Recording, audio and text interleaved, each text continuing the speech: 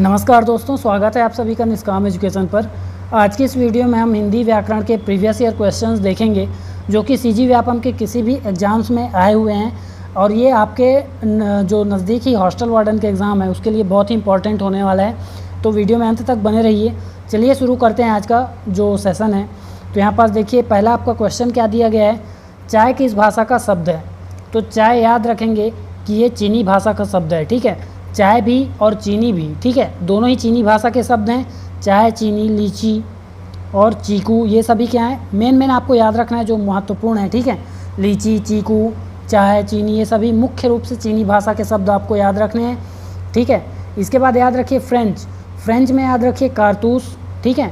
कारतूस,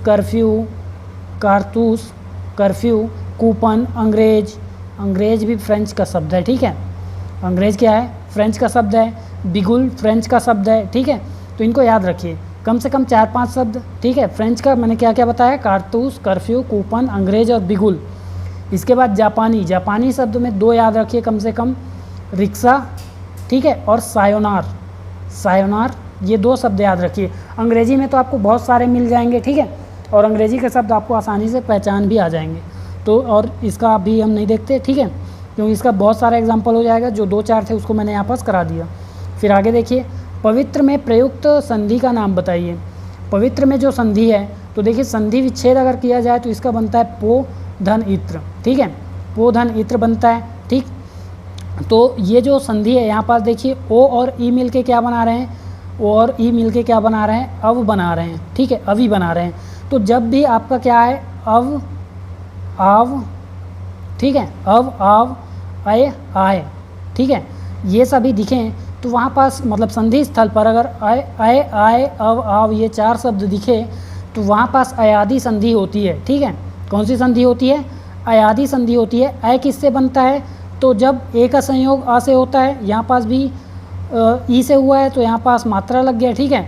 आय किससे बनता है, जब अय का संयोग होता है किसी स्वर से। औ किससे बनता है, तो याद रखेंगे ओ से बनेगा, और आओ किससे बनेगा, औ से बनेगा, याद रखेंगे, ठीक है। तो ये आपका हो गया अयादि संधि। इसके अलावा जो अन्य संधि है उसको भी देख लेते हैं। तो यण संधि के संधि स्थल पर आपको क्या मिलेगा, जहाँ पास संधि होगी वहाँ पास आपको य व र मिलेगा, ठीक है। य व और र ये 3 अक्षर मिलेंगे, और इन तीनों अक्षर से पहले आपको क्या मिलेगा, कोई भी एक आधा अक्षर मिलेगा, ठीक है। जैसे आपको आगे एग्जाम्पल भी मिल जाएगा इसका, ठीक है। यण स्वर संधि, इसमें क्या मिलेगा आपको, या जो प्रत्यक्ष को भी आप ले सकते हैं यण स्वर संधि के एग्जाम्पल में, ठीक है। तो या व रा के आगे एक आधा अक्षर होगा। फिर गुण स्वर संधि में आपको क्या मिलेगा, संधि स्थल पर आपको ए मिलेगा, ओ और अर, ठीक है, ए ओ अर मिलेगा, ये हो जाएगा गुण स्वर संधि। और वृद्धि स्वर संधि के जो संधि स्थल है वहाँ पास क्या मिलेगा, अय और औ मिलेगा, ठीक है, अय मिलेगा और औ मिलेगा, याद रखेंगे। फिर आगे देखते हैं, जातिवाचक संज्ञा बताइए। तो ऑप्शन में आपका है श्याम, लड़का, सेना या फिर दुख। तो श्याम तो देखिए नाम है, और नाम हमेशा व्यक्तिवाचक होगा, ठीक है। अगर प्रॉपर किसी का नाम है तो वो क्या कहलाएगा, व्यक्तिवाचक संज्ञा कहलाएगा। फिर लड़का में आप पूरे ग्रुप को बता रहे हैं, मतलब पूरे लड़का जाति को बता रहे हैं, ठीक है। तो लड़का या लड़की या फिर कोई भी इस प्रकार से मनुष्य बोलेगा, पशु बोले, गाय बोले, भैंस, है ना, ये सभी क्या हो जाएंगे, जातिवाचक संज्ञा कहलाएंगे। लेकिन अगर उनका कोई नाम है, जैसे यहाँ पास लड़के का नाम क्या है, श्याम, तो ये व्यक्तिवाचक कहलाएगा, ये लड़का क्या हो जाएगा, जातिवाचक हो जाएगा। सेना यहाँ पास समूहवाचक है, और दुख क्या है, भाववाचक है, ठीक है। इसके बाद अगला देखते हैं, कौन सा कमल पर्यायवाची शब्द नहीं है, कौन सा कमल का पर्यायवाची नहीं है। तो देखिए कम से कम आपको कमल और चांद, इनका पर्यायवाची तो बिल्कुल नहीं भूलना है, ठीक है। इनके जो क्वेश्चन है ये रिपीट होते हैं, ठीक है। तो कमल का पर्यायवाची आपका नलिन भी है, राजीव, उत्पल, ये तीनों ही हैं। जबकि रसाल किसका पर्यायवाची है, तो ये आम का पर्यायवाची है, याद रखेंगे। फिर देखिए आगे बढ़ते हैं, जो पढ़ेगा वह पास होगा, जो पढ़ेगा वह पास होगा, वाक्य मतलब कौन सा वाक्य है, तो निश्चयात्मक है, संदेश सूचक, संकेत सूचक या विधि सूचक। तो विधि सूचक बिल्कुल सिंपल सेंटेंस होते हैं, जैसे वह जा रहा है, ये विधि सूचक होगा। संकेत सूचक, यहाँ पास संकेत सूचक करेक्ट आंसर हो जाएगा, जो पढ़ेगा वही पास होगा, ये एक संकेत किया जा रहा है, ठीक है। तो यहाँ पास ये संकेत सूचक हो जाएगा। जिस वाक्य से किसी संकेत का बोध होता है या किसी शर्त का बोध होता है वहाँ पास हम संकेत सूचक वाक्य कहते हैं, ठीक है। और संदेह सूचक जब संदेह हो, ठीक है, जैसे यहीं पास हम बोलते हैं वह पास होगा या नहीं, तो वह होता है संदेह सूचक। निश्चयात्मक वाक्य जब वह पास होगा ही, इस प्रकार का वाक्य हो तो निश्चयात्मक वाक्य होगा, ठीक है। इसके बाद बढ़ते हैं अगले क्वेश्चन में। अगला क्वेश्चन देखिए, अगला क्वेश्चन है आँख लगना मुहावरे का सही अर्थ है। तो यहाँ पास ऑप्शन है नींद आना, आसक्त होना, गहरी निद्रा में सोना या फिर आँखों का चिपक जाना। तो देखिए अगर आँख लगना मुहावरे का जो एकदम सही अर्थ है वो है झपकी आना, ठीक है। झपकी लगना या फिर झपकी आना, ये क्या है, आँख लगने का अर्थ है, ठीक है। आँख लगना मुहावरे का सही अर्थ हो जाएगा, लेकिन यहाँ पास ये ऑप्शन में ही नहीं है, तो यहाँ पास सही आंसर हो जाएगा नींद आना, ठीक है। इसका अर्थ हो जाएगा झपकी लगना, ठीक। इसके बाद आसक्त होना, तो वशीभूत हो जाना, इसका करेक्ट आंसर हो जाएगा। गहरी निद्रा में सोना, इसका आंसर बिल्कुल नहीं होगा, ध्यान देंगे। यहाँ पास नींद आना और गहरी निद्रा दोनों में कन्फ्यूजन हो सकता है, तो गहरी निद्रा में सोना, इसका जो अगर मुहावरा देखा जाए तो इसका मुहावरा हो सकता है घोड़े बेचकर सोना। ये क्या होगा, गहरी निद्रा में होना, ठीक है, गहरी निद्रा में सोना हो जाएगा। इसके बाद देखते हैं अगला क्वेश्चन, भाई बहन में कौन सा समास है। तो भाई बहन देखिए यहाँ पास बीच में एक तो योजक चिन्ह है, इस योजक चिन्ह और जब भी आपका अगर इसका समास विग्रह करेंगे तो यहाँ पास क्या निकलेगा, भाई और बहन, ठीक है, भाई और बहन यहाँ पास निकलेगा। तो ये आपका क्या हो जाएगा, और आ रहा है योजक चिन्ह की जगह में, तो द्वंद्व समास यहाँ पास करेक्ट आंसर हो जाएगा, ठीक है। और इसके अलावा तो कोई भी ऑप्शन यहाँ पास मेल नहीं खा रहे हैं, ठीक है, द्वंद्व आपका सही हो जाएगा बिल्कुल। बहुब्रीही जब तीसरा पद प्रधान होता है, तत्पुरुष जब बीच में आपका क्या हो, कारक विभक्ति आते हैं, ठीक है, जैसे राजपुत्र, कोई भी विभक्ति छिपी होती है तो वहाँ पास तत्पुरुष होता है, द्विगु क्या होता है, संख्यावाची होते हैं, ठीक है।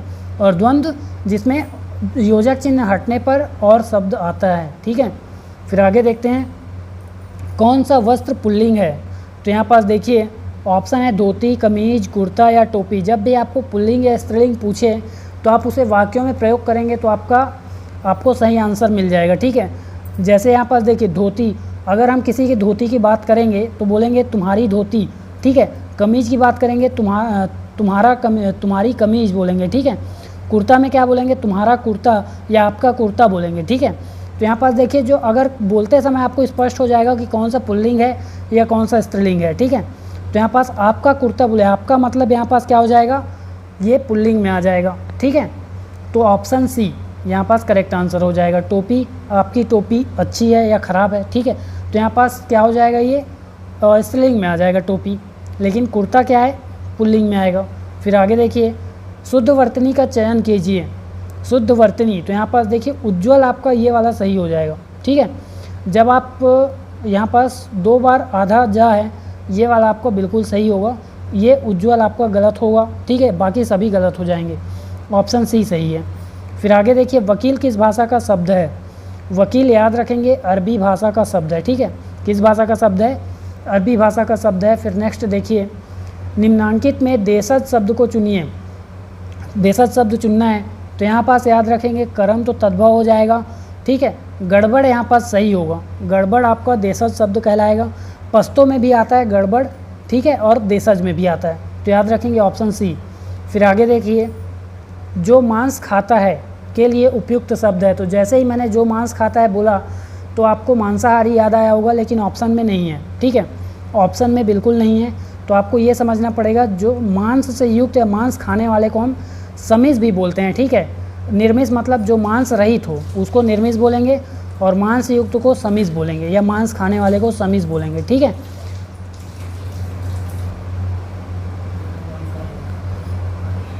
इसके अलावा इसमें देखिए सर्वभक्षी दिया है, ठीक है। सर्वभक्षी मतलब सब कुछ खाने वाला क्या कहलाता है, सर्वभक्षी। हिंसाचारी जो हिंसा आचरण करता है, ठीक है, हिंसापूर्ण आचरण करेगा, हिंसाचारी कहलाएगा। फिर आगे देखिए सपेरा। सपेरा नामक शब्द रूप से क्या करना है आपको, प्रत्यय को अलग करके मूल रूप लिखना है। तो यहाँ पास अगर देखा जाए तो मूल रूप तो सांप होना चाहिए, ठीक है। मूल रूप क्या होना चाहिए, सांप होना चाहिए। एरा इसमें प्रत्यय है, तो यहाँ पास ये तो है नहीं, और लास्ट में ऑप्शन भी इनमें से कोई नहीं दिया है। ऑप्शन है उपर्युक्त सभी मूल रूप हैं, तो ये तो गलत है।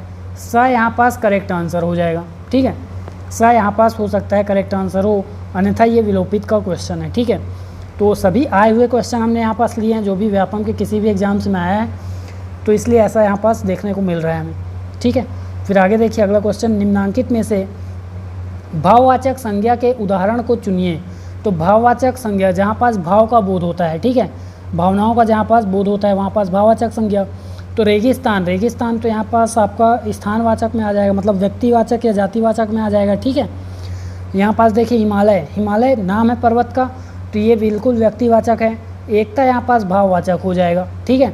भारतवर्ष व्यक्तिवाचक हो जाएगा, ठीक। जहाँ पास भी नाम है वहाँ पास आपका व्यक्तिवाचक कहलाएगा। व्याकरण की दृष्टि से अशुद्ध वाक्य क्या है? यहाँ पास देखिए अगला क्वेश्चन क्या है, व्याकरण की दृष्टि से अशुद्ध वाक्य क्या है पूछा गया है, ठीक है।